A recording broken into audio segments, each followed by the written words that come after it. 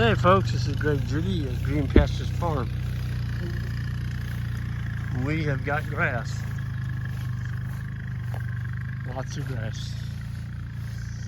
We really are fortunate and blessed to have received an inch and a half of rain last night. And I totaled up our rainfall for May. And this is June 1st. For May, we had 4.9 inches for the month, which is really good. It really set up our spring, our spring growth. As you can see, we've got lots of grass, lots of seed heads, and people are, freaking out about seed heads. And right now, I've got a lot of good clover. The Timothy right here is coming up. It doesn't have a seed head on it yet. And these seed heads are all pretty fresh. I mean, they've been on maybe, 10 days. The fescue has. And so what we're going to do is we're going to bring the cow mob in here. And there's going to be about 370 animals coming in here.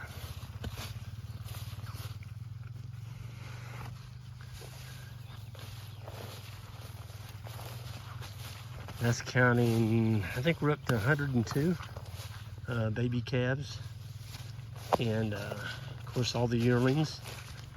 And then the bulls, we just had bull day today. Man, we had a great morning. Everybody showed up about 15 minutes apart, and we loaded bulls.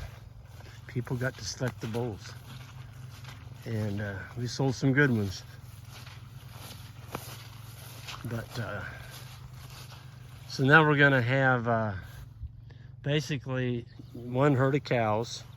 We did combine them the other day. We put both herds back together because the herd that we left with that didn't have any calves, when we brought them back, that would have been on Monday morning. They had all calved pretty much. I mean, there's a few left in them, not very many. And so now it really cut our workload down by putting them all together and having one big mob of cows with all the babies in one group. When you go move the cows, instead of moving two groups, we've got one. And it's allowing us to trample a lot more. We left 3 bulls over here. Those are some that will be picked up later. People couldn't come today. So we got them in the old, what we call weaning pen. And yeah, they're just putting on more weight. Look at the grass in here. I mean, it's lousy. After coming through winter and not having any green stuff all winter long, and then hit the spring flush and all this stuff coming on, it just kind of makes you feel good as a grazer. The animals can feed themselves. I mean, look at all that grass. As my sister-in-law Julie would say, it just doesn't get any better than this. Julie's a hoot. She's got her pet sheep. Actually, they're little plastic sheep, but she makes videos of them grazing out in her yard in town. She sent them to me the other day. It was great. It was I think she put it on our Facebook page. She was narrating her sheep grazing, and she had some guard dogs out there with them. Her form of guard dogs are Chihuahuas. It was good. Very, very humorous. Thank you, Julie. That was great. But got a lot of good chuckles out of that one. Cows are going to trample a lot of this on the ground. It's got a lot of mature grass in here. But you talk about feeding the soil some carbon.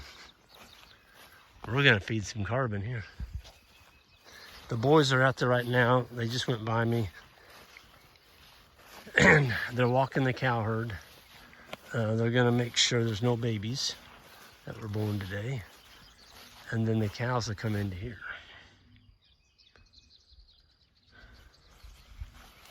I'm so glad to have them all back together. It was nice splitting them up. Sure made it easy calving those second 60 some cows. Just makes it easier to find the mamas. And we made a cattle drive down to Judy Farm. We didn't have any babies to bring with us. Coming back, those babies, most of them were 2 to 3 weeks old. And there was one calf born the morning of our cattle drive, and we left it. We just left her and the mama there, made the cattle drive, and then later on that day, walked her into the trailer, and she rejoined her group down here. I mean, the calf had just been born. She was licking on it. And so you don't want to make a cattle drive with a new mother like that, so you got to leave them behind. Let them bond, let them lick, get the calf licked off, and then you can always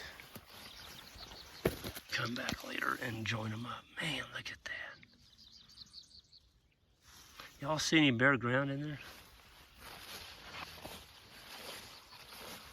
I haven't seeded any clover seed for, let's see, since I met Ian.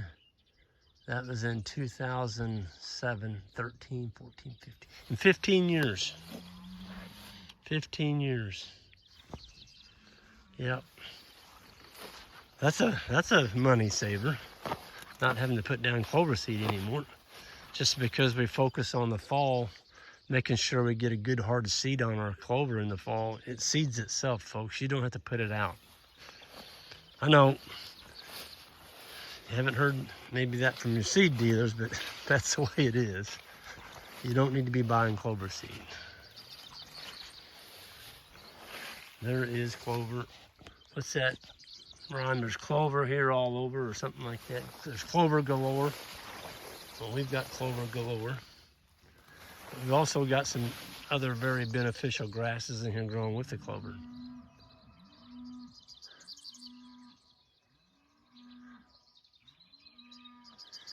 Tell you what, we got 3 really good young lads over there. Isaac and Ike and David. And they're all 3 split up. They're walking through the cows. They're looking for anything that might have a little piece of afterbirth hanging out. And then they'll walk around the perimeter of the cows. Usually the baby calf, if you've got one born, it's going to be laying in stuff like this. It's going to be underneath the fence, under a bush, or it's going to be in really tall grass just hiding. That's what they do in nature. They get away from the mob and they lay by themselves in tall grass or under a bush. I've seen them actually climb right into the middle of a multiple rose bush. I mean, right into the middle of it. And you don't just go in there and grab that calf. If you do that, multiple rose bush is going to take a piece out of your flesh. I wanted to show y'all, this is the honey locust trees that we left. Some of these now are going on.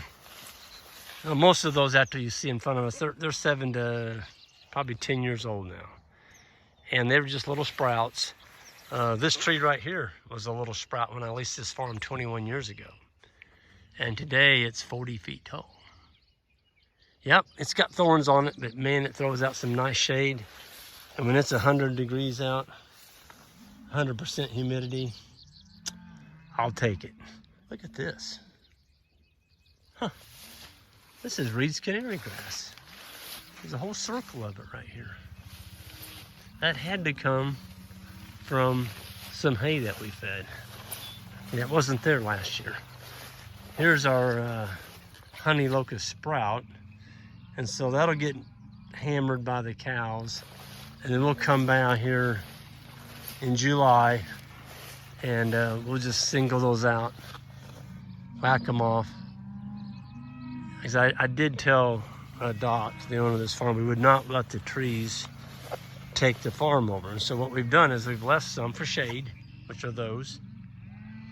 And anything besides those, we just take them out. Knock them out. Oh, look at this. Check this out. Ah, this wasn't here last year. Unbelievable. Look at that.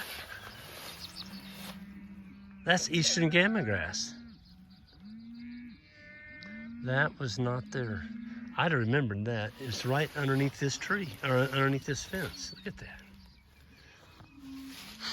It kind of looks like corn. It's a member of the corn family. It's native warm season. It covered Missouri for thousands of years. This is what the buffalo graze. Look at that. Isn't that beautiful? And cattle absolutely devour it. It's called the ice cream grass of grasses. Wow. I love seeing new stuff like that. And the boys came in here with the weed whippers this winter, and they just hammered this stuff. So all this multiple rose bush is coming back up new. It's tender. It's real tender. And the cows are gonna munch on some of that. So about every 3 years, we'll clean up the fence lines. And the boys did a fantastic job of cleaning this up.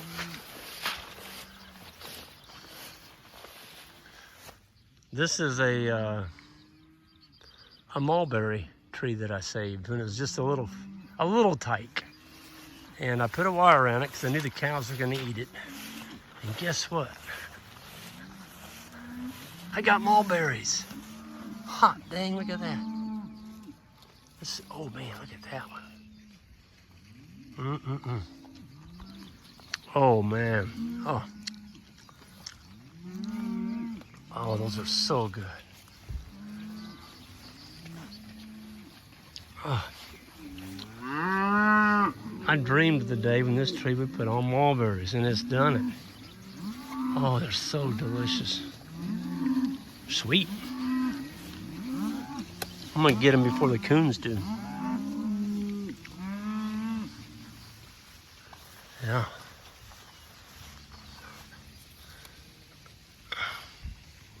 Oh, golly. You know, mulberries are 90% sugar. Look at that cow herd come through that gate. Folks, it doesn't get any better than this.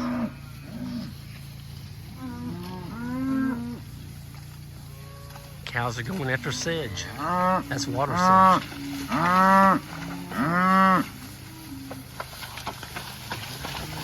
They're such big, strong animals. My goodness.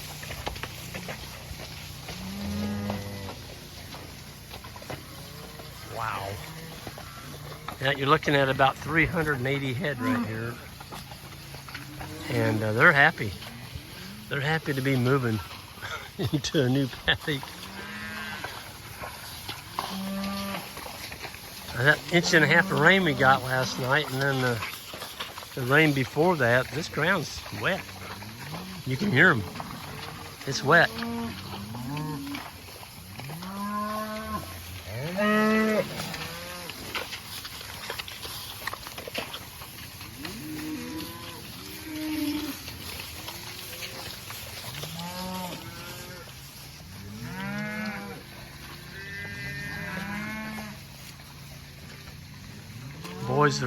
Boys are bringing up the rear.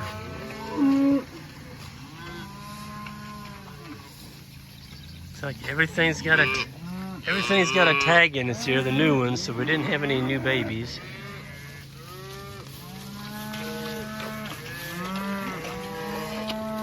Cows are bawling. Calves are bawling. Look at the tree swallows. Look at them. There must be 100 tree swallows in the air over these cows. Guess what?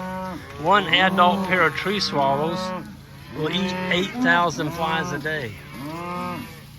That's why we've got 450 tree swallow houses up. Build the house and they will come.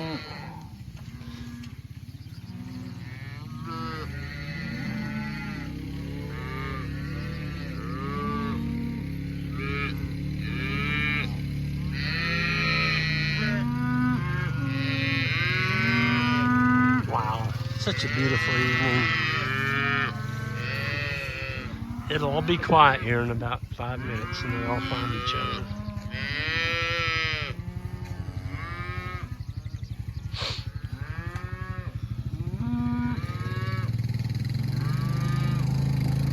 There is a calf there that doesn't have a tag. 593. So that calf's just now a day old. That's the one that was born yesterday morning.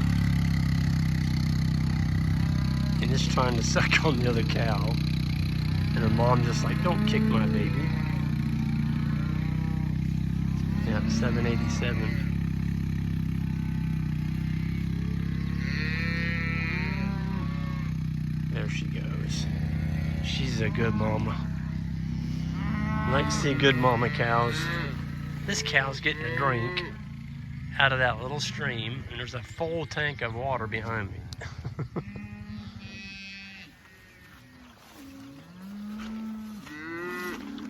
Well, this won't look like this tomorrow.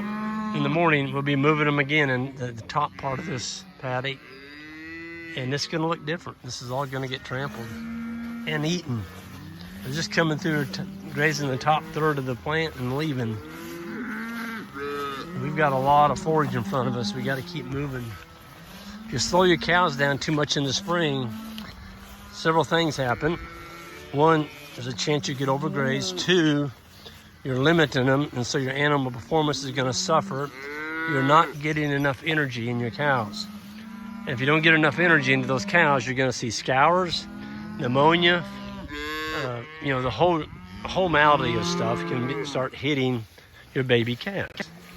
So make sure these cows are fed. Look at those calves.